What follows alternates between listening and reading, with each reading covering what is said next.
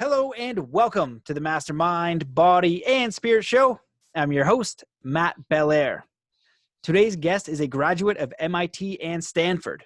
He is a successful entrepreneur, angel investor, best-selling author, video game industry pioneer, and independent film producer. He is the founder of Play Labs at MIT, a startup accelerator for playful technologies held on campus at the MIT Game Lab. His previously published books include Zen Entrepreneurship, Treasure Hunt, Follow Your Inner Clues to Find True Success, and The Simulation Hypothesis. An MIT computer scientist shows why AI, quantum physics, and Eastern mystics all agree we are in a video game. He is the author of the new book, Startup Myths and Models, What You Won't Learn in Business School. Welcome to the show, Rizwan Virk. Thanks for having me on, Matt. So excited to have you. I just had an amazing podcast with Alex Sakaris. It was a great show, and he recommended you right away. And I got looking at your books, and I was like, yes, please, yes, please. Like, thank you so much. There's so much I want to ask you and talk about. But why don't you give us a little bit about your background? It's really diverse. You've already written a bunch of books on very interesting topics. You know, you've spoken at Google, and you do a lot in many fields. So why don't you just tell us a little bit about your background and how you got to where you are today? Yeah, sure. So, I graduated from MIT many years ago as a computer science guy and started off as a programmer and started my first company back in the 90s.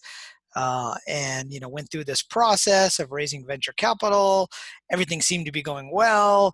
And then we ran into lots of issues. And it was, when I started to examine what these issues meant and how it progressed, that I really started to come to realization that perhaps there's more going on than meets the eye. And so that really got me thinking about things like meditation, things like karma, things like synchronicity, things, about the future and the past, which led me to investigate, more with quantum physics and how the past and the future worked. About 10 years ago, I moved out to Silicon Valley and started building video games. We had a game called Tap Fish, which was the #1 game in the Apple App Store, back in the day.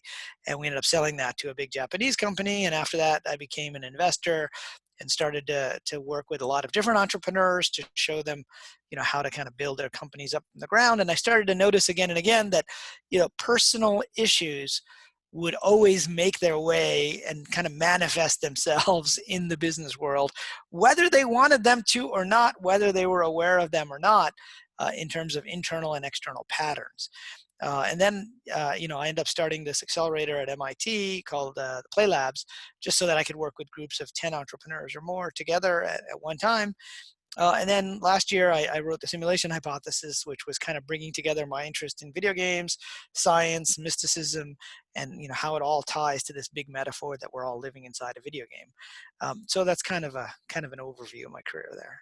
Yeah, amazing. Well, very short one. And so where do we even dive in? I'm super curious about simulation theory. And you've also, you really bridge the gap between this spiritual world, metaphysical world, and you're also kind of looking at, the limits of like the simulation or consciousness and how do we create in a meaningful way. And so you've got a really great practical grounded approach with also a very expansive view. And so maybe you can just start with sharing some of your views or perspectives on getting clear on what it is that we want to do, what you believe the limits of consciousness or creation are and how you see those things, and how do we begin building those models. And it's funny because I had Alex on and he was kind of giving me crap for saying, like, he said that like the wildest thing about, if we believe this is true, was so like mind blowing. Then I was like, yeah, we can use our intention and create a life that is fulfilling. And, we love what we're doing. He's like, you think that stuff works? I was like, yes, of course it works, And so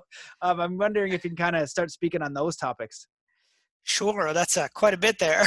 I would say that the way that I stumbled upon simulation theory was really as a way to bridge the gap between what science and technology are saying about the world and what the ancient mystics have been saying about the world, and what people who believe in consciousness outside of the physical world believe as well. Now, there's actually two different versions of simulation theory. There's what I call the NPC version, which basically says that we're all running on a giant computer, and we're all like Rick and Morty, or we're all just AIs, within this computer simulation, and when it ends and they turn it off and that's it, it's gone, right? There's another version which I call the RPG version, or the role-playing game version, which is more like the Matrix version, right? And in the Matrix, if you remember, there was humans existed outside the Matrix, but then you had a character or avatar inside the Matrix, right? And so that, if you leave out the part about the super intelligent AI enslaving humanity to get get some electricity out of the brains, which was kind of the backstory of the Matrix. But if you leave that out, that basic idea that we exist outside of the physical world, and that we are inhabiting an avatar in the physical world, or we're playing a role. Well, I found that that ties very closely to what all the religions have been saying. So it's not even a matter of just the Eastern religions, which talk about reincarnation. In those cases, you don't really have to even make an analogy, right? The idea is you come in, you play a role, you go back, you have something that exists in between the lives, which they refer to as karma. Then you go back and you play another role, and in the book I talk about karma as being like a database of information, right? It just kind of lives somewhere, and it gets added to over time, depending on what you do, and karma as a set of quests. But even if you look at the Western religions, they also tell us, and by Western I mean the Judeo-Christian Islamic traditions, they also tell us that there are entities outside of the physical world watching us, recording us, right? And it's called the Book of Life in Christianity, and in Islam it's called the Scroll of Deeds, and they're very explicit. They even say there's these two angels and they're writing down everything you do. Now, writing down is a metaphor, right? I mean, these things were all written 2,000 years ago. But today, if you were going to keep track of everything that a person did, well, how would you do that? You wouldn't write it down in text. You would just record it, right? Just like we're recording this right now, and just like we do with video games, we end up recording, um, within esports and on Twitch and on YouTube. One of the biggest categories is watching people play video game sessions, and so the analogy kind of worked no matter what. And so I viewed a lot of religious traditions, as well as a lot of what we would consider New Age or holistic approaches, to really have the same idea, which is that somebody peeked outside the simulation. They saw what it was like out there, and then they came back and tried to tell us, okay, this is how it works. It's hard for us to grasp that because we're so caught into our individual avatars, and we're playing the game based upon some set of quests and achievements. So in video games we have quests and achievements. So I don't know that I answered your question, but I wanted to kind of give an overview of why I thought simulation theory is so interesting, because it ties into things like business, things like performance, as an athlete, or as a coach, or just in life. And I feel like there are things that we are drawn to again and again over time. And what are those things, right? Now, if let's suppose I had a twin brother, or actually my closest age brother is about a year older than me, but we pretty much grew up in the same areas, had a lot of the same friends, but yet we're very different in our personalities and what we wanted to do. Like, I was always drawn to writing. I liked entrepreneurship as a way to create things, whereas he also ended up as an entrepreneur, but it was a different motivation, I think, for him, and writing was not something that he was interested in. And I kept coming back to writing again and again. So if you had told me, like if you had asked me when I was in high school, what are you going to do as a career, I would have said, well, I'm going to be a computer entrepreneur, and then I'm going to be a writer. Now, that's kind of what happened, although it took me a lot longer to become a writer than I thought. Back then, I thought, oh, when I'm older, like 28, which I thought was old back then. And really, it was only more recently, I was much older than 28 when I finally became, a writer primarily, although I started writing my first book right around the age of 28, which is kind of interesting. But, I think we all have a sense of the things that draw us again and again. And I view those as part of our individual storyline, just like we have storylines within games. And we have choices to make within those games, but there are still certain storylines for certain characters. I might choose to play, a barbarian or a wizard that's going after, the jewels of the crown and, of the orc king, whatever that story might be, right? Or the dragon, right? The treasure of the dragon, if you think of like The Hobbit and you think of like that storyline. And I feel like we all have our storylines and they have very broad strokes for us. And then I feel like within those broad strokes, there's a lot of choices that we can make. And that's where a lot of conscious intention comes in. So, I often view it not so much as creating something. Like in quantum physics, there's this idea that there are lots of probabilities out there, and that when we observe something, the probability wave collapses, to a single result.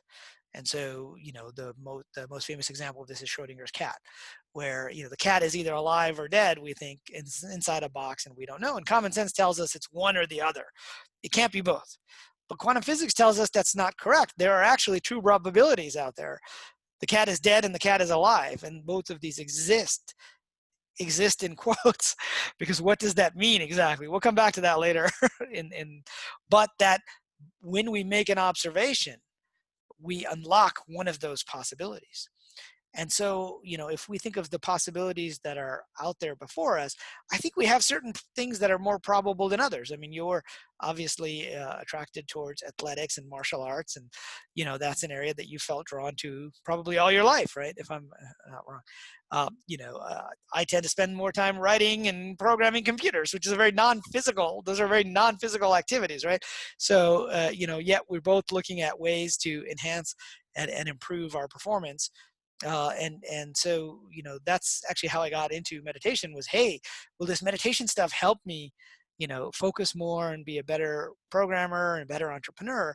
And eventually I realized that I had it backwards, that what was happening was all the challenges that I was facing in my business were in a way being set up for me. They were being created, they were kind of unlocked, just like in a video game where you have these, if you think of a video game, it would be pretty boring if there were no challenges, right? And so there's this idea in a video game, in video game psychology, called flow. And if the game is too difficult on one side, then people get frustrated and they stop playing the game. And if the game is too easy, they get bored pretty quickly. And so you have to tune the difficulties and the challenges that come up based upon, the skill level of the person playing the game. And there's like kind of a narrow band in between those two areas, which they call the state of flow. And I think, in life, sometimes it's that way as well. We get these challenges and we can unlock, the next challenge by getting through this particular one, but we can also create consciously a particular outcome by unlocking that possibility. Right. And so that's, one of the ways that I like to think about that. And hopefully that gives you at least some broad strokes on your question, which had a lot of parts, I know. Yeah. Yeah. Well, I love all that. And it makes me think of a lot of different things, but the last example there is something that I'll use in coaching a lot. It's that when we improve our abilities, we see more options, right? When you're a child and you're first trying to ride a bike, you're just trying to balance on that thing. You're not thinking about hopping a curb or doing anything cool. You're just trying to balance and not die. Then you get a little bit bigger and older and you learn how to use the bike. Then you can hop up curbs and you can go fast. You can bomb hills. And I think it's like that in life, where as we develop skills, we see more options in the game, or more choices, as you would put it. We kind of get to another level. And I like how you bridge all the worlds and think about spirituality and mysticism, because if we're just going around and we acquire things not knowing why we're acquiring them or what the meaning is behind it, it's empty once we acquire it. Or if we want to acquire something just for the material gain of that quick hit, it's like it's empty once you get it. But if you can tie it to something meaningful about why you're doing it, why you're moving forward, it's much more fulfilling. It's a game or a choice that you want to make. And I think that leads back to freedom. And so I guess what I want to ask you is, what's your recommendation for starting that for an individual who wants to kind of move toward what we would consider maybe a vocation, right? A life purpose, a calling. In Buddhism, they'll call it right livelihood, right? And I feel like the world would change immediately if we could just consider that, right? Just right livelihood is what you do contribute to others in some way, or does it cause harm? And in making that choice, and also kind of tying in, what do you think the limits of consciousness are? Do you think that these mystics and avatars had these extraordinary abilities? Do you believe in that? And whenever you speak about those ideas, I'm going to bring up an image. This is the one that I always think of, seeing, like, peering outside the veil.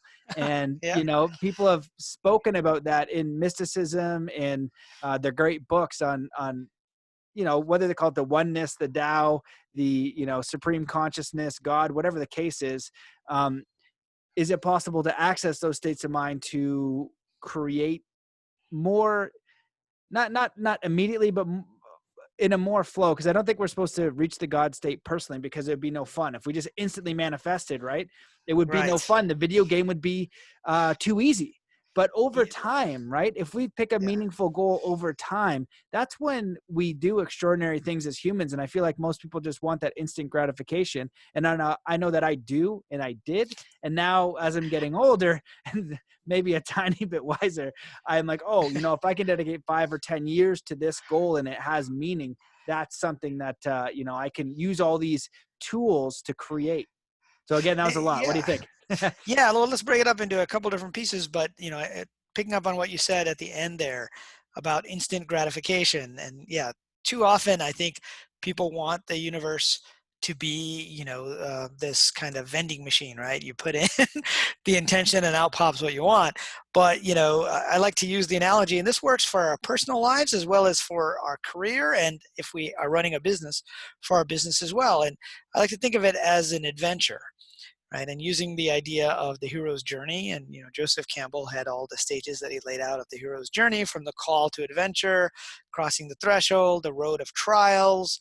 But some important parts of that journey, are stages like the road of trials and a trip to the underworld, right, where you have to face your demons in many ways, and you have to face your mortality, and it's really through going through those phases that you can get to the stage of finding the treasure, which may be financial treasure, but is often a golden elixir that you can take back, just like the hobbits at the end of the Lord of the Rings. I don't know if you remember that, but at the end they went back to their little countryside in the Shire, they called it, right, to clean up things there. And so the real benefit of the adventure may be the internal change.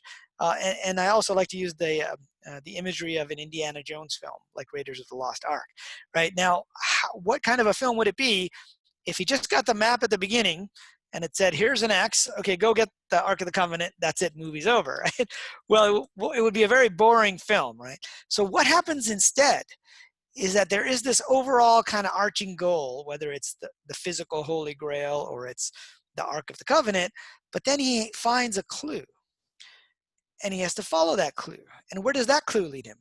It doesn't lead him to the ark. It leads him to the next clue. And where does that clue lead him? To the next clue. And so, the film is a process of discovering these clues and then following the clues to find the next clue. And you kind of hone in over time on whatever the treasure is by following the clues. And I feel like that's how life is. And, one of my books was called Treasure Hunt, which is about this idea of following your inner clues. And these are basically the inner clues. They're like the sense that you have that something is calling you, something funny is happening, or a synchronicity, which is a perfect clue, because a synchronicity is a coincidence of an inner and an external event, right? And so the simplest definition of a synchronicity is you think about someone, you haven't thought about them in a while, they call you the next day, right? And so there's an outer event and an inner event. And it's when stuff like this happens that I feel like we're getting clues towards a direction that we're looking for. And so we've had feelings of deja vu. Sometimes we receive clues in our dreams. And so I feel like if we are able to follow the clues, that can lead us to both our true path, which is finding the treasure, but also lead us to the right challenges. And sometimes, those films wouldn't be interesting if there weren't obstacles along the way. There's a whole cast of colorful characters. There's an image I like to use. It's from, I think, the Raiders of the Lost Ark movie poster, which has Indiana Jones in the middle, and it has all these people's faces around the outside, and some of them are his friends, some of them are Nazis trying to stop him, but some, you don't know their motivations, right? They're what I call colorful characters. And you see these guys here in Silicon Valley a lot. When people start a business, they come out of the woodwork, right? And you're like, okay, are they trying to help me? Are they trying to invest in me? Are they trying to get me to help them? Like, what's their real motivation? You don't know. And that happens a lot in life as well. We get these colorful characters.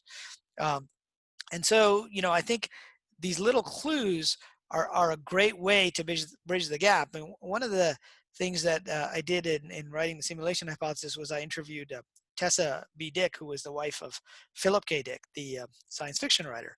The writers of The Matrix, the Wachowskis, they mentioned Philip K. Dick as one of their inspirations. And, he had a speech in France in 1977 where he said, we are living in a computer-generated reality, and the only clue we have are sensations of deja vu that something has changed along the way, right? And so he kind of put it in this science fiction perspective. Now you can look at it in a spiritual perspective. You can say that these clues are coming from our guides or guardian angels, or coming from outside the simulation, right? And they're trying to tell us to do this or to do that. And they're gently trying to guide us. Or you can look at it from a scientific perspective and say, well, these are indications of the future. And so you have all these possibilities out there. There was a physicist named Fred Alan Wolf, whose nickname is Dr. Quantum, and he wrote how all these futures are sending us information in a wave. He calls it an offer wave. And then we are sending information forward in time. So these waves are traveling from the future to the present and theoretically to the past, but we are also sending out intention and signals based upon what we pay attention to. I had a meditation teacher once who used to say, what you focus on, you become. And, I didn't always quite understand that. And again, I call it kind of the simple understanding is, hey, you want something, you visualize it and it'll come to you. And I think that, that works to a certain extent, but anyone who's tried that knows that it works sometimes, but not other times. And you don't know, what's the difference between the times that it worked versus the times that it didn't work.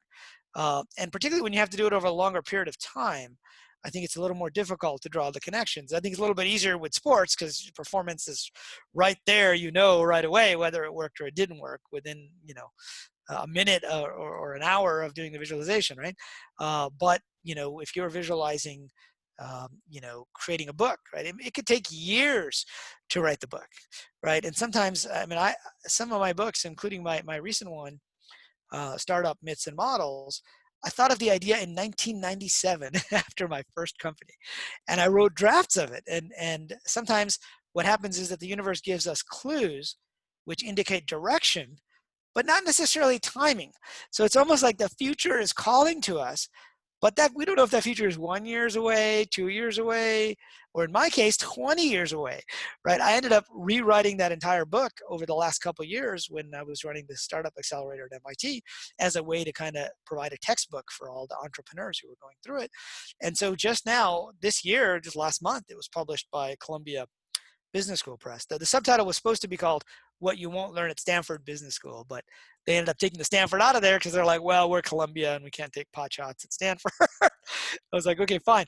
But literally, it took 20 years for this book to come out, and yet I had the sense, actually more than 22 years, right, that this was something I was meant to do. So I would always get drawn back to it after each startup adventure, after each investment, after each lesson I learned. It would get filed away somewhere in my mind. And I even attempted to write it and get it published before, but it was never the right time. And so somehow, there's this element of timing that's very hard to pin down, right? Because people always want, 1, 2, 3, 4. They want, like, here's the steps you need to take to succeed. The problem is sometimes in life, things take a lot longer than we expect.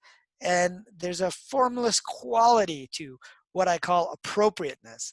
And it means appropriateness for you as a person, but also appropriateness for the time, that something comes out. So I think hopefully we touched on some of the issues that you were Yeah, talking about. yeah. Well, I love that. Yeah, You brought up a lot of very important topics, and one of them is just the idea of reframing failure, like these lessons or these challenges. A lot of the time people won't even start because they're afraid of what people might think, or they're afraid of failing the first few times. But if you do anything, failure is going to be a part of it, and you're going to learn from that and move forward. And so the question I wanted to ask you is, yeah. um, if people are following the clues, their inspiration, these feelings, and they come to you because you do angel investing and you see all these different things, how do you help people like get clear on that idea? And once they've gotten clear on an idea, what do you teach them in the book for becoming successful? And so a lot of the audience out there, some of them are entrepreneurs, they're successful, they're building their businesses. And a lot of other guests and a lot of people that reach out to me and I do coaching with, they're like, you know what, I want to live a life of my passion. And so we go through a very simple process, and even people who have no idea what they want to do, they don't know their quote unquote life purpose or vocation. Well, after we go through a very simple process, they know it. And really, it's just a list of questions, and it's a back and forth, because that part of them, those clues, those inspirations, they rationalize putting them in a corner for a later date. They say, you know what, I'm going to stuff these in the closet because it's not practical. I can't see how the universe or the game or the simulation will support that growth. And I don't know if you've seen this, but I've definitely seen that when people connect to that energy and that clue, the simulation changes. They quit their jobs, things work at their job, so they change the hours, and then they start moving towards that passion more. And it always seems to work out, every single time. And it's amazing to watch the random things come in to support them, because it's in alignment, right? It's in alignment with who they are, and also the contribution to other people. It's not like a taking energy. I'm going out there to try and take, like, no, I'm going out there to give and explore. And so I'm wondering if you can speak a little bit on that, and then maybe some of the ideas or perspectives that people won't learn at the business school, but to understand moving forward. And I think that failure is one of those critical ones, is saying, hey, it's okay to fail. It's a part of it. The challenges, the roadblocks, all that, if you can reframe it and just be okay with failure, being okay with say, hey, you suck right now. Like, yeah, I'm learning. You suck at everything at first, whether you're playing guitar, whether you're going through business school, whether you're painting for the first time, whether you're trying to code a computer in your case, right? You have so much learning and challenge. And as you get through that first challenge, the second one will be a little bit harder, but you're going to have more skills, and it's going to be your perseverance and your energy and your passion that will get you over that bump. Yeah, I mean, I think, you make a really important point there, which is that failure is a part of the process of success, right? It doesn't just happen. And so there's actually a really well-known video game franchise that was worth billions of dollars called Guitar Hero, and Rock Band. You probably remember that from about 10 years ago. It was like the big thing. And so it was about 2005 that they released Guitar Hero, I think in Christmas of 2005. And it became an instant hit. And, like I said, worth billions of dollars in revenue. What most people don't know is that the people who started that company, one of the companies was called Harmonix. There were two companies involved. They came out of MIT back in the 90s, and they just wanted to make music video games in 95. So they were 10 years before that major hit, where they were there making video games, and they would raise just enough money to get by, and they'd release a game for Sony, and a few people in Japan would play it, and then they'd go make another little music game for Konami or somebody, and again, a small number of people would play it, enough to keep them alive, but not something that would be considered a big success by today's standards, particularly in Silicon Valley. And so, I remember talking to one of the founders, and he told me, well, we thought of, should we shut this thing down and go do something else? But nobody else would just pay us to do what we love, which is make music video games. And so, when there came an opportunity to create this music video game in the US, they were the experts already, because they'd been doing it for 10 years. And so they had been following their passion. And so, I think we have to reframe failure in many ways. My very first startup, looked like it was just, going through the roof. And I thought, okay, we're going to be a big success and we're going to make all this money and this is going to be great. And I don't have to work the rest of my life. And by 25, I'll be a multimillionaire and all this stuff. And, then I ran into all kinds of problems and that company did not succeed. And the VCs kicked me out, the venture capitalists. They brought in, a gray-haired, experienced CEO at the time. And, I went and took 6 months off just to recover from all the stress. But turns out, that was the experience that really got me thinking deeply, about these things. And I wrote my first book, Zen Entrepreneurship, about the experience of starting that company. And so it's possible that if I hadn't had that experience of going from something that looked like it was going to be an easy success to something that was just very difficult and would be qualified as a failure, I may not have written that book, which may not, and as a follow-up, I may not have gotten around to writing these other books. And so there's a whole path that unfolded because of that. And so sometimes, it's very important that we go through these experiences and that we follow these clues, inner clues and outer clues. And there's different types of clues that come to us. So, I think that's one element of what you were talking about. Earlier, you had asked about the avatars and the ascended masters and people peeking outside the simulation. I love that picture, by the way, that you showed of piercing beyond the veil. And there's a saying, a mentor of mine in the shamanic dream work world named Robert Moss. He tells a saying. I think it was of the Seneca Indians, where he says that the veil between this world and the next is as thick as the edge of a maple leaf, right? Which is really thin when you think about it. And so, what it's trying to tell us is that the veil is thinner than we think, but we're so locked into a certain way of thinking about what's going on that, we can't really peek outside. And so that's why, I think for those of us that are trained to be a little more left-brained and a little more logical, we need rules, right? We're like, I want to know what I'm supposed to do, right? What's the steps to take? And there's a great book from the 70s called Zen and the Art of Motorcycle Maintenance, and he talks about, that there's a side to motorcycle maintenance, which is 1, 2, 3, 4, and that's how you go about debugging. But really, the best craftsmen are ones who can move beyond those rules, right? Who can kind of intuit what the next step should be. And that's kind of what happened to me when I was in business school. We were learning these things, but a lot of it was very left-brained. They actually call it management science. The degree that I got, for example, and because they're trying to turn something that's an art into a science. And so, in one of the classes we had a teacher that literally wrote the book on decision modeling. I mean, he wrote the textbook that we were using, and it was all about Excel spreadsheets and how to create very detailed models. And the idea was, this is how you make decisions. You put in all the numbers, you calculate out scenario A, B, or C, and you look for the best number on the right-hand side, and you say, okay, that's the one we're going to go for. And I raised my hand and I said, well, what if you just change those numbers on the left? He goes, well, then all the numbers change. Now it's the other one. So, well, how do you know what numbers to plug in? And this is the problem. Now, in very big companies, if you're like working for Toyota and you know how many cars you sold last year, or you're Exxon Mobil and you know how much oil, how many barrels of oil you sold. In very big companies, you use the past as a guide with some expectations of some changes. But for startups, the past does not equal the future. That's why there's opportunities for early stage companies. That's why entrepreneurs exist, because they envision something new that might crop up. And so not only does the past not equal the future, but even the present doesn't always equal the future, right?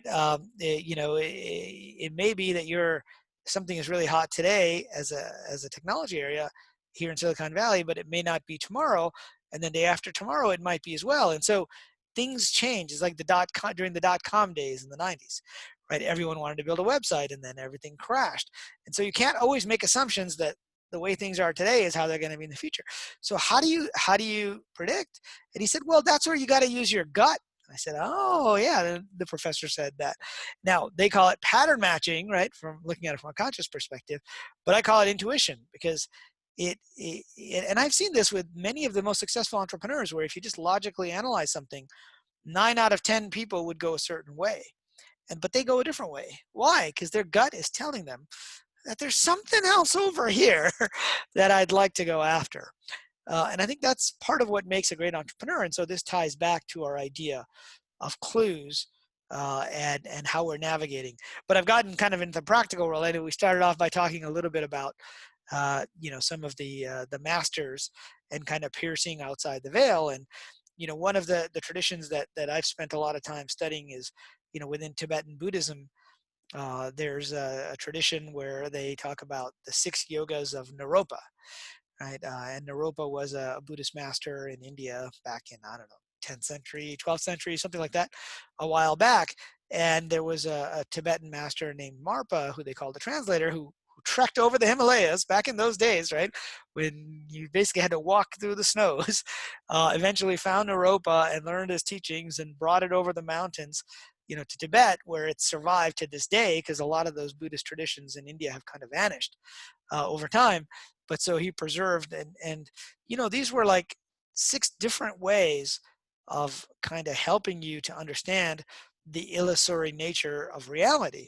And one of the 6 yogas was dream yoga, right?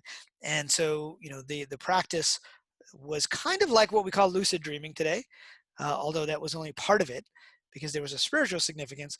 But the basic idea was that once you could learn to become lucid and wake up within the dream state, you would realize that the you in the dream and the dream body was not the real you, that there was another part of you that was sleeping in bed, but it was beyond this kind of made up world, right? And so in the simulation hypothesis, I talk about, how do you create something that is indistinguishable from reality?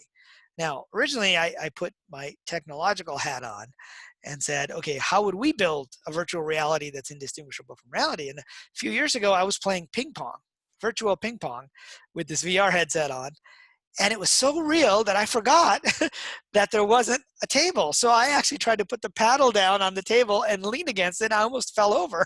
And I realized, oh, we're getting there, and it wasn't so much the graphics level. They weren't even that great. It was the responsiveness. Like it felt like there was a real ball that I was hitting, and the ball was actually hitting the table. So the physics engine of the world was real. The responsiveness of the video game was real.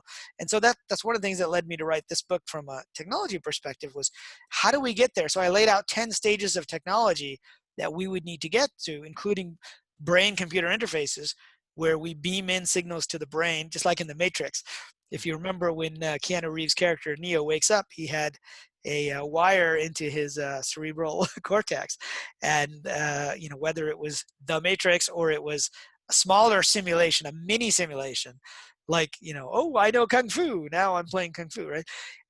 And so I lay out these, and in Silicon Valley, this is very popular, this idea of building brain-computer interfaces. But in my book, I point out that all those technologies actually exist already.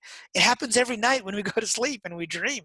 It's a biological technology that our minds are already capable of deceiving us to thinking that we are in a simulated world, and there's a beginning and an end, and it's a fake world.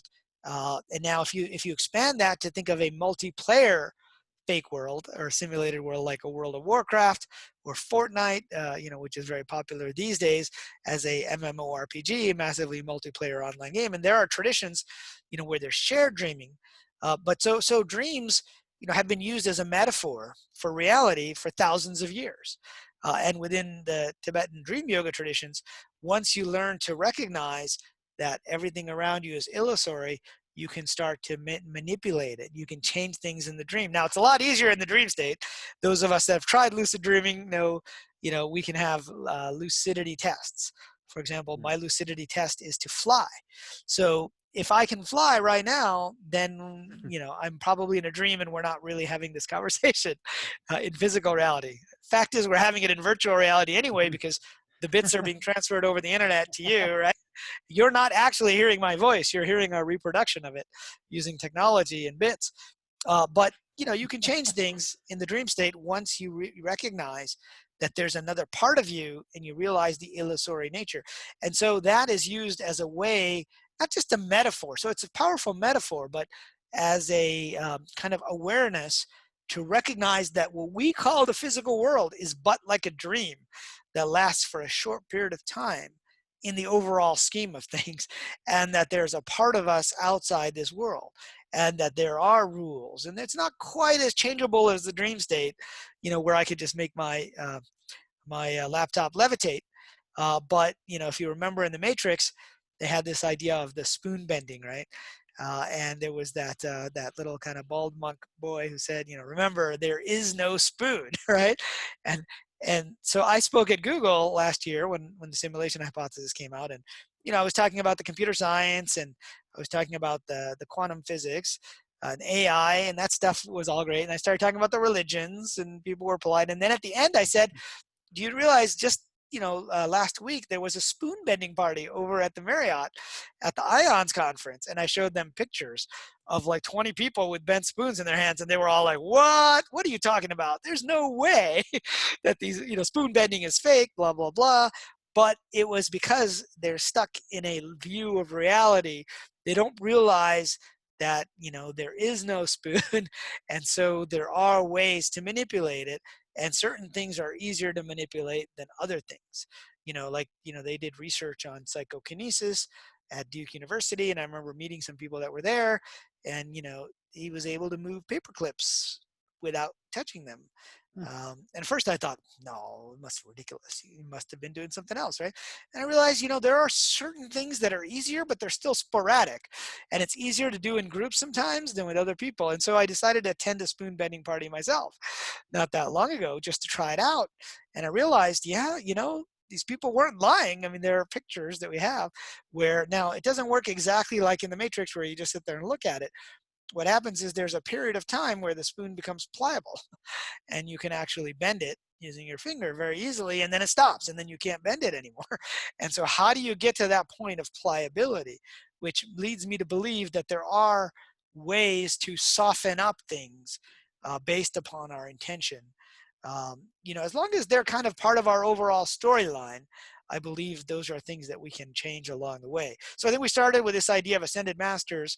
And so I think, people who get to a certain level of realization have peaked out, right? And in Buddhism, one of the things they talk about is before the Buddha reached enlightenment, which the literal translation was being awake, right? So the dream metaphor is just really strong within Buddhism. But, he remembered his past lives, thousands of them. And so that would be kind of like remembering your different avatars that you played last time. And I view it, I view it kind of like one of the distinctions between Hinduism and Buddhism, at least, as I understand it, is that in Hinduism, there's this idea of an eternal soul. And that soul is kind of going into a life and then going out and coming back to the next life. And so there's kind of a progression. And within Buddhist traditions, the way it's been described to me is there's almost no individual soul, but there is something that they call like a bag of karma almost, right? And so you can think of it almost as information that's going with what we think of as the soul. And where does that information live? Somewhere outside the rendered world. Like we can't see it necessarily. Some people can, but most of us can't see. And some people might call this the Akashic records. In Silicon Valley, we call that the cloud, right? It's sitting on a cloud server, and that's where the information is being stored. And it's kind of a list of tasks and a list of quests and achievements, and we're constantly increasing the list and decreasing the list as we go. That's kind of the metaphor, that I like to use. And so I think somebody who reaches that state, has glanced into that and has a connection with it. That's kind of my personal opinion on that. That was epic. As I had so many things come up while you're speaking there, and I just interviewed Dr. Nisha Manik, and she was very fascinating. I love the show, and she had I'm reading her book. It's upstairs. It's she studied with the physicist William Tiller. Are you familiar with him?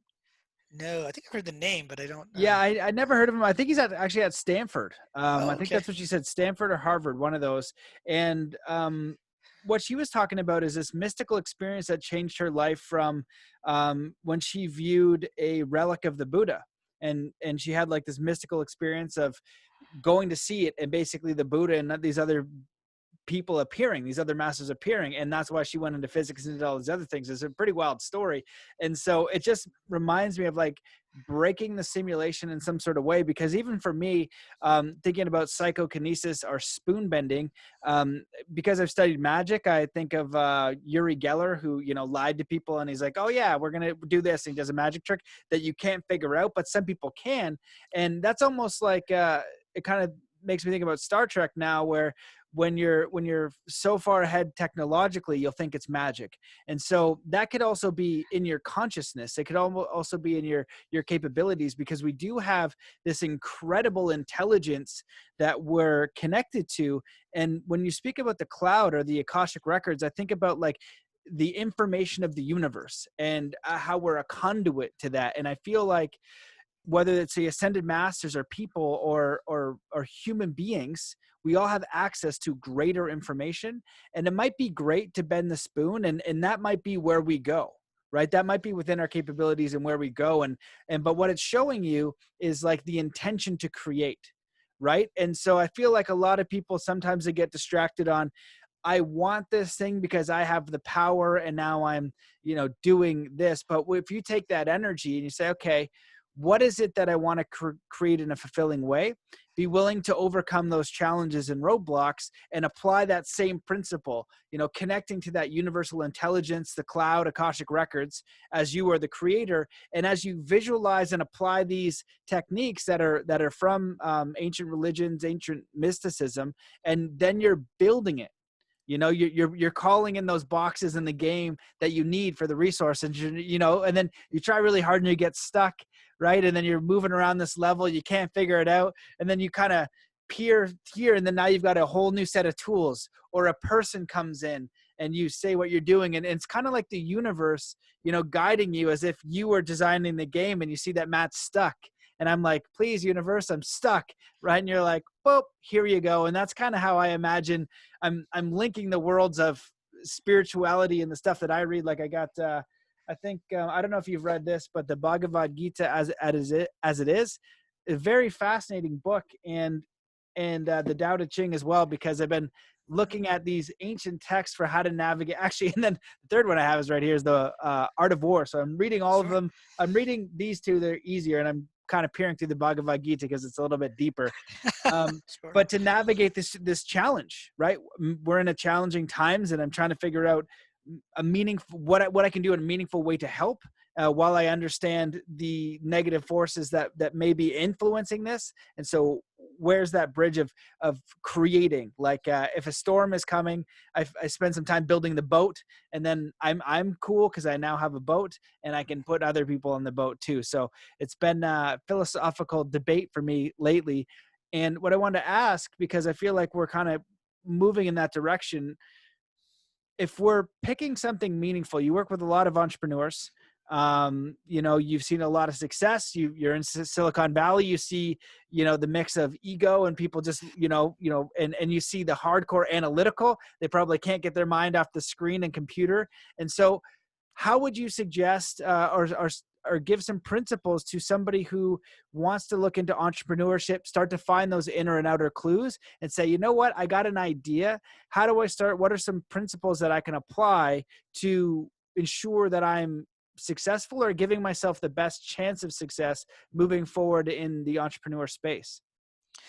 Sure. So, yeah, you brought up a lot there, including Star Trek, you know, which is, you know, one of my favorites. And, you know, one of my favorite episodes of Star Trek was in The Next Generation, where, you know, Data plays Sherlock Holmes, and he goes into the holodeck, and they've created this replica of the Sherlock Holmes world. And one of the characters, who's an NPC or AI, who's Sherlock Holmes' nemesis, Professor Moriarty, figures out that some of these people are not from here.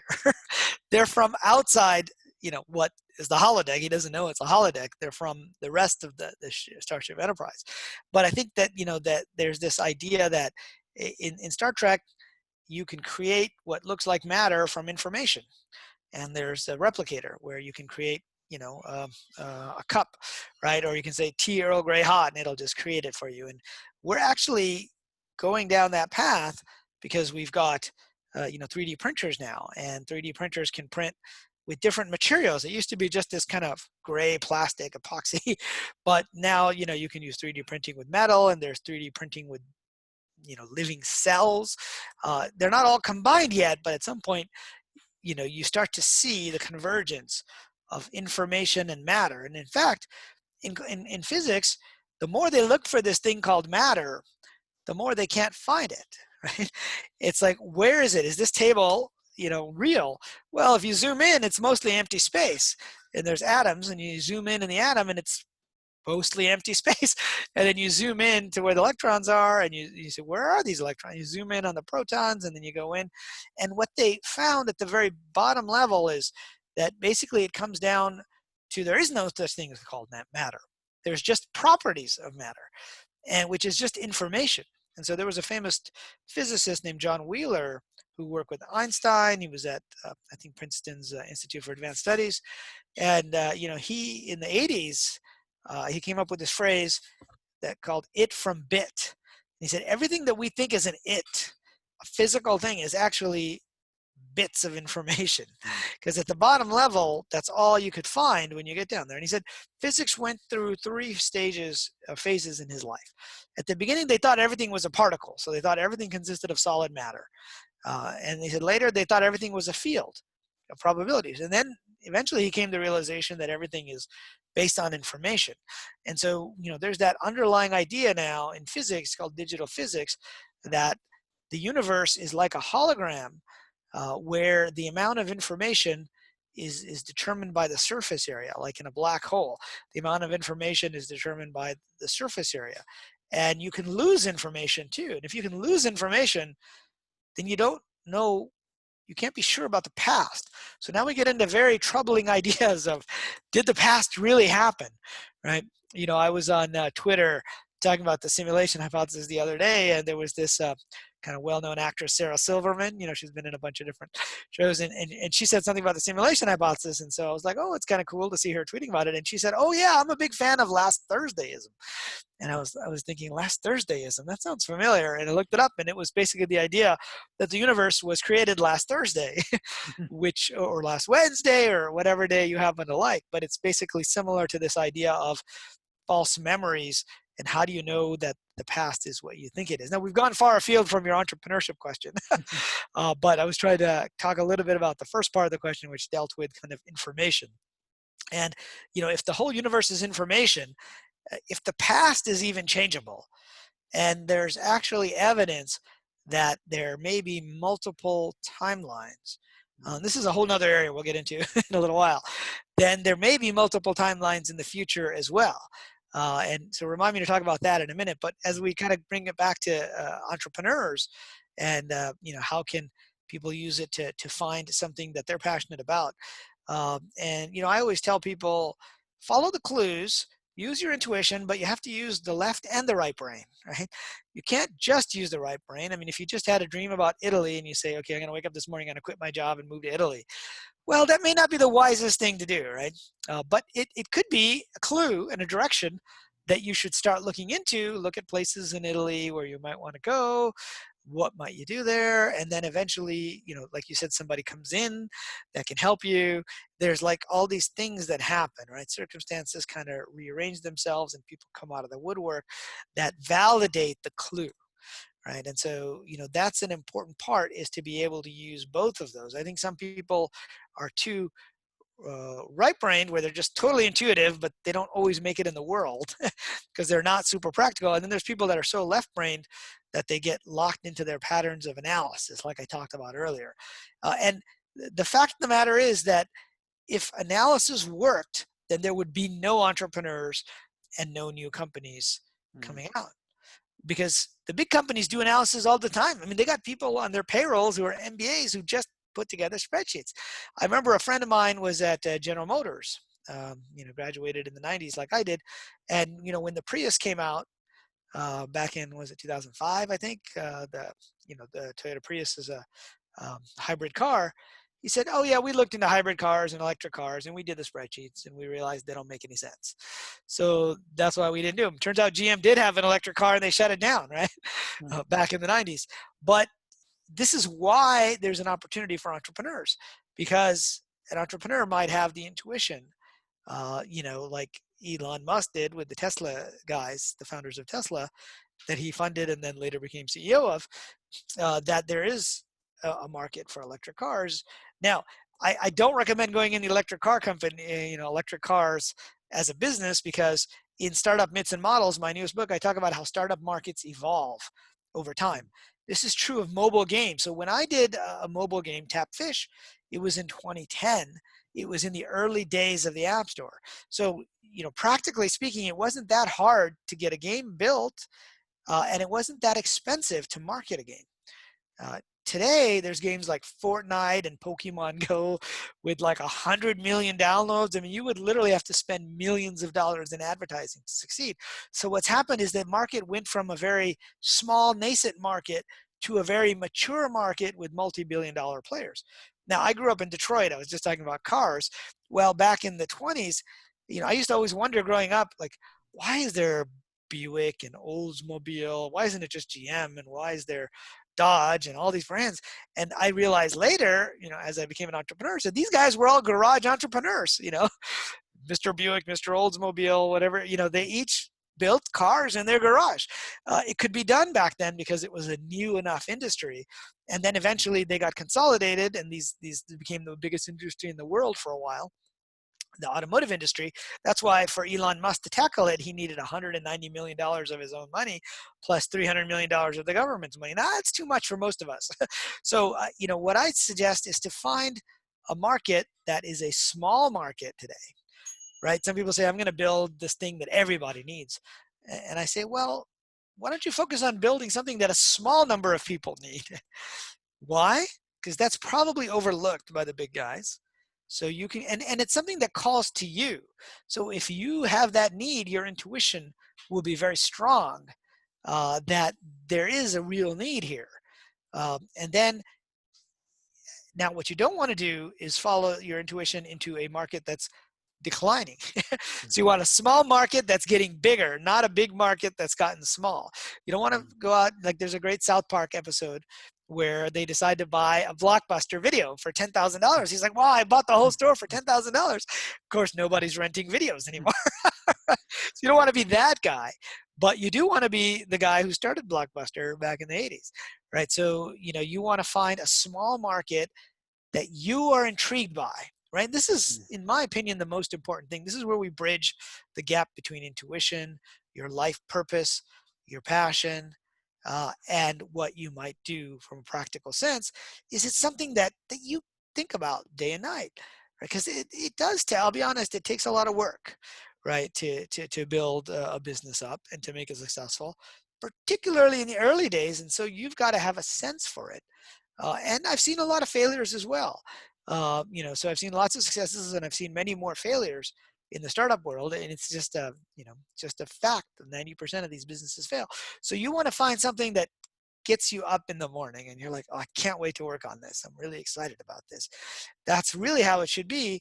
But then you need to balance that with something that for which it's a small market that you can dominate, and it's growing. Because if you're doing that, you could end up with the next 10 million, 50 million, 100 million, billion-dollar company, because the markets grow, and that's how new leaders are created. It's a story of when I was at MIT, one of my roommates went to Japan. We had this program where you go to Japan for the summer and do like an internship. And so I went one year and he went the next year, and he was telling me about a guy he met whose name was Jerry, who had this dinky little thing. This was back in the early 90s. He had this dinky little thing. It was like a directory of things called web pages. He had never heard of them. It was just a list. It wasn't even anything, that exciting. And I remember he thought, what's this dinky little thing? Like, why is he wasting his time on this? Well, that guy was Jerry Yang, who started Yahoo a few years later with that same directory, and it became $1 billion plus company. And it was, he was there. It intrigued him. Other people were not so intrigued by it. It was before everybody was jumping in. So, I often like to say that success in life and in business comes from when you can find the intersection of three things, three circles. If you think of it as three intersecting circles, one of which is, what is it that you like or are passionate about, right? Because if you're not in that circle, you're going to get bored or frustrated. The second is, what are you good at? Okay. Now, this is actually kind of important too, right? That it can take you time, and that's fine if you want to take time to get good at something. But there are things that we are naturally good at compared to other people. Like, I was a good computer programmer from the first time I tried to write a little text adventure game in the 7th grade, right? I had a natural inclination for it. Now, I'm not saying that other people couldn't be good programmers who didn't have an inclination for it. It'll just take you a lot longer to get there. And sometimes we don't know what we're good at. But that's why it's sometimes good to listen to what other people say. What are we good at? So what do we like? What are we good at? And then what does the market need? Is kind of the third circle, right? Because you could like to do artwork, you can be good at it, but if you're creating artwork that the market doesn't need, it's still a great thing to pursue. But I'd pursue it part-time because it's a passion, or what we call, a passion project, which then over time, as the world wakes up to your brilliance, can turn into something more full-time, into a real opportunity down the road. Because sometimes, just like with the Guitar Hero guys, it took them 10 years, right? So, you got to find a way to keep doing those things until that third circle, which is what the market needs, starts to give you the external clues. So the first two are internal clues. The second one is external clues. And if you're able to match those, if you can really hit the intersection of those three circles, then, you can be happy and successful, which, is the trick, I think, for many of us. That's amazing, man. Well, it's so practical, It's like, and you're correct in the right and left brain. What it reminds me of is from one of my first business coaches. They were talking about, they were asking me when I was doing Zen Athlete. He said, "Hey, are you doing business or are you doing art?" And I was like, "What the hell do you mean?" And he goes, "Well, art is like the expression of you and something that you're passionate about and creating. A business is solving a need." And I thought about it, I was, oh crap, but right now I'm doing art. Like it's a bit ahead of time. And I knew that even when I wrote Zen Athlete and was teaching this 10 years ago, I knew that mental training for sport was ahead of the times, but behind the times at the exact same time. And was the market ready for that need? Did they want that? Because, generally they weren't thinking about it, right? It was a hard sell. You got to sell them that mental training actually works. And now people are starting to wake up to it a little bit more. They're saying, oh no, sports psychology works, visualization works. This stuff is actually real. And even though it's been used for thousands of years in different traditions, it wasn't just culturally accepted yet. And so it's so important. And I like the idea of the Guitar Hero guys, because when I'm coaching now, I say, hey, until we get something that you're ready to work something 10 years on, we haven't found it yet. And that might be the passion project. And you can use your analytical brain to create a business and sustain yourself over time. And even if you chipped away, that's going to start to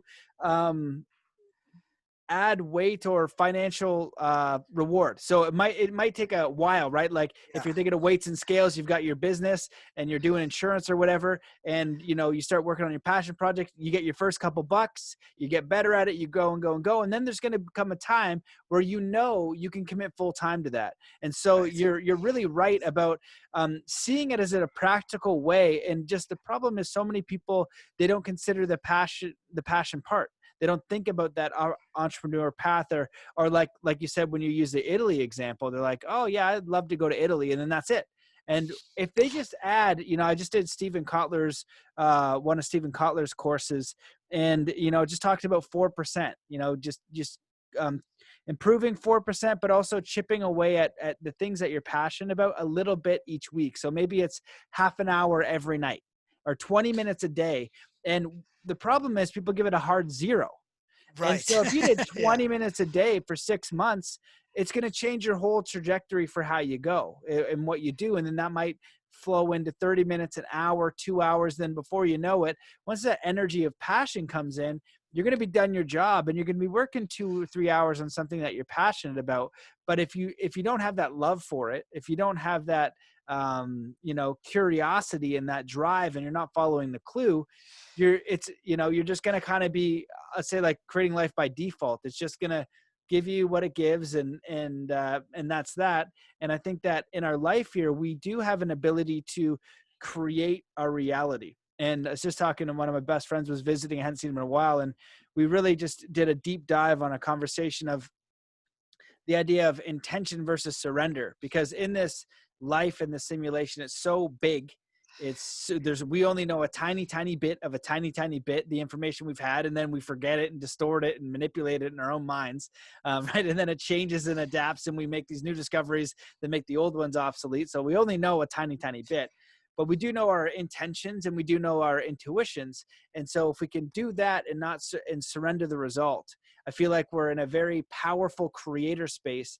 And in this reality, it's an opportunity to create. And we do it from a positive intention that's expressing ourselves in an honest way. I feel like it's harmonious to all the other entities, nature, like the whole thing. It's kind of harmonious in every single way. So do you want to add on to that rant? It's not a question, but what do you think? Yeah, sure. I think you hit on an important point there, which is this intention and surrender. And there's a fine line, I think, between them. And usually when you have these types of tensions, it's really hitting at something that's important, I think. And it's true, I talked about the left brain and the right brain, and how you need to find a balance between the two. And so I feel like, putting out intentions is important, but also many people don't surrender to the results, and sometimes I remember there was a phrase that I don't forget who said it, but he said there are no unrealistic goals, there are just unrealistic timeframes, right? And so, I think we have to be open that the results may come in a slightly different way than we think, but if we keep chipping away at it, we will eventually, find the fruits of our labor. And, I'm a writer, and so it's the same kind of thing for most people. Their first books, are written part-time, in the evenings or before work or at lunch. And you do it because you kind of have to. It starts off as an art. And so there's the tension, as you said, between art and business, right? And there's a point at which it can become a business. I remember attending a talk by Doreen Virtue, who's a best-selling author from Hay House. And she said, her first few books had nothing to do with the books that actually made a lot of money down the road. And she goes, when you get about 10 books, that's when you can support yourself from it, right? And so there was this idea that there is a progression. Every now and then somebody has a first book that's a huge bestseller, like Stephen King would carry, and he gets $200,000. But for most people, that's not how it works. You build up over time, and then you build that reputation, and then you're able to go out and do it. And I think that just comes from following your intuition and navigating in a practical way. But yeah, I do believe that we can influence our reality. But at the same time, sometimes things do happen to us or our lives or big events that are outside of our control. And so we have to learn to surf, these external situations, and not get discouraged, because I think that happens a lot too. Yeah, absolutely, man. Well, I could talk to you all day. I would if I didn't I'm on babysitting duty coming up soon. I can hear my little one yelling at me, but I appreciate your time in this podcast, because you're a guy who's achieved a lot of success, and I think that you balance both ideas, right? You don't like attach all the way into the mystical, like you're open to the mystical and all these stories, and you're perceiving it and honoring it in a way, and you're also very practical and very grounded, and so you're merging the two worlds, recognizing that they're equally important, and also saying, hey, you can do this, and having these just practical lessons. Like there's, I think again with Silicon Valley and some of the ways that I see people speak about it, it's like, let's go do this and we're going to make all the money. But when we can get to those three intersections, like you said, keep it simple. It's going to be fulfilling. It's realistic, right? And it's very probable. I say that if you pick something, or I think anyway, I'm going to say it too. If you pick something that you're willing to spend 10 years of your life on, it's inevitable. Whatever you're setting your goal to is inevitable, and it might take a little bit longer, but as long as you don't give up, it will happen.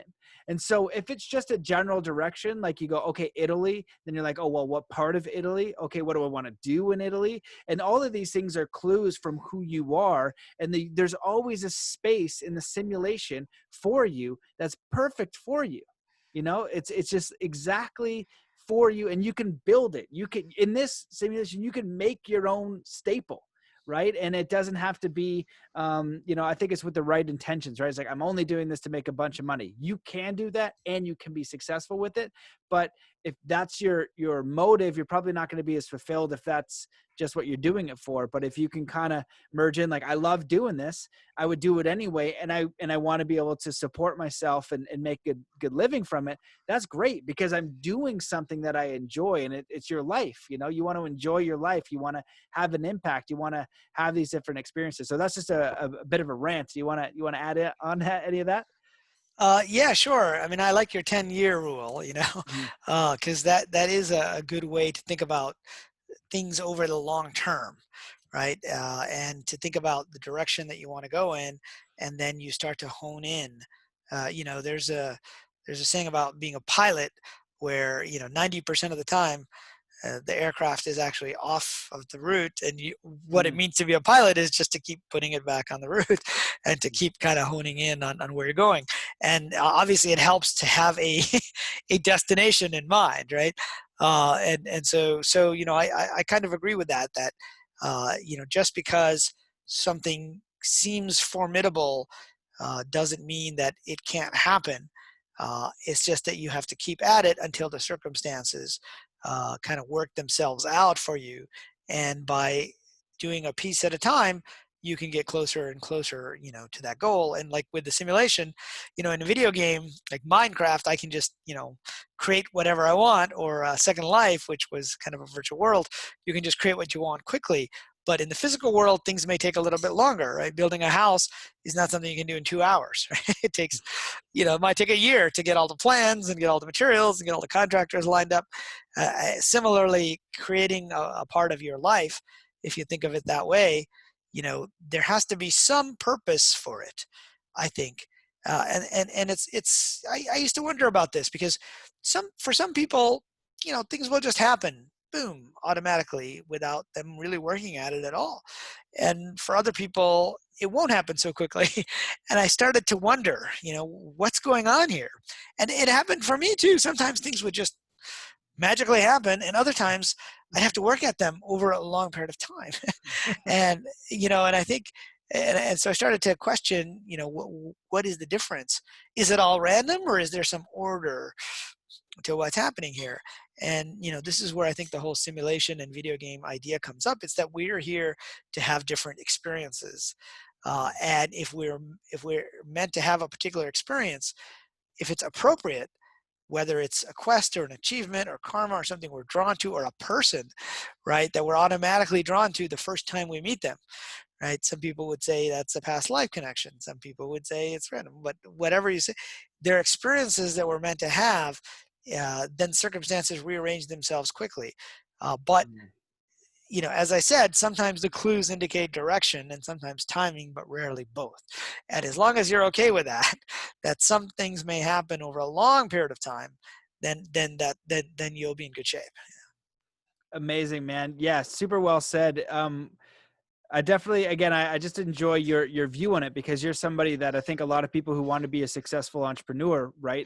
Like how I imagine is just what they show on Instagram and what the TV is like. Oh, we're on Silicon Valley and we're successful. You're actually that guy. You are that guy, and it's making it not fantastic, when people just, they kind of like glorify the whole thing, whether it's like music or whatever. It's like, hey, like, let's just be real about it, because what's the important thing and how do you get here? So many young kids and what, just the idea of what success is, I feel like, is being very distorted. And I think that you're Yeah. a great ambassador and role model for helping people, get to that space. So when they actually get there, they're happy they got there. They can enjoy the ride. They can kind of understand some of the principles, and get to that space. And when they arrive at, the quote unquote first success, or for you, right, it would have been up and down. Yeah, I'm successful. Oh no, road bumps. I'm back here. They're going to be able to navigate that ride a lot better. And so you put it in a very grounded, realistic way. And I really appreciate your insights. Is there anything that you wish that we had chatted about, or that I asked you in the show? Uh, no, I think we covered a lot. We covered the mystical traditions, we covered the simulation, we talked about startups and business, and those are kind of the three big areas. And clues and synchronicities, those are the areas that I tend to talk about a lot. Yeah. Awesome, man. Well, I know that I could talk to you for a lot longer, but you got to go tend to the little one. But where can people find more about you and your work? Where can they get your books? Because, I'm actually interested in all three. Like moving in the podcast space is more of an art, 5 years of basically art, add on some censorship and some graphics. Like, oh Yeah, man, this art is not paying the heat bills. It's like, I got to focus to the bills. It's like, why did I choose an athlete? People don't even want mental training right now. yeah, I was like, no, it works. So, just yeah, adjusting the practical business, but it's cool too, because you think about how will that improve their life, right? And when you see the right. success of that, and like now it's been moving more into coaching, developing some of the other stuff of what my audience has asked for as far as meditations and things like that, and getting the feedback of saying, hey, this helped exactly what I was looking for. And it's like, it's value, right? Business for me is value and helping solve that need, right, in a meaningful way. And so it's cool to have your book as a reference with the previous ones in simulation theory and Zen entrepreneurship. So where can people Yeah, find those if they want to dive a little bit deeper? sure. So they can go to my website, which is zenentrepreneur.com. And they can find me on Twitter at Riz Stanford. And of course, all the books are available on Amazon, so you can search for my name there, or just go to my website and there's links to. And I also write a ton of articles. There's actually free chapters you can download from the latest book, Startup Myths and Models, as well as Simulation Hypothesis. And yeah, I mean, I kind of agree with you there, with the art, and it's really the feedback that you get from people that keeps you going during that phase. I mean, when I wrote Zen Entrepreneurship, I originally published it during the Bush years, and that was not a time people wanted to talk about Zen in business. And then I ended up doing a second edition back in 2013, and I found that it sold quite well, and a lot of people were excited about it because they were looking for a combination of business and spirituality. Like, it wasn't just about how to be rich or how to be enlightened, right? They were looking for something that was a merging of the two, and that's kind of how I got into writing in the first place. And so there's an element of that in all of my books. Amazing. Well, thank you so much for coming on the show, man. I'm definitely excited to dive a little bit more into your work. I invite people to check you out on Twitter. I'll make sure that I post all the links over there. But thank you so much for your time, and definitely look forward to staying in touch. Yeah, this was great. Thanks so much for having me on. All right. Thanks, guys. See you next time. Peace.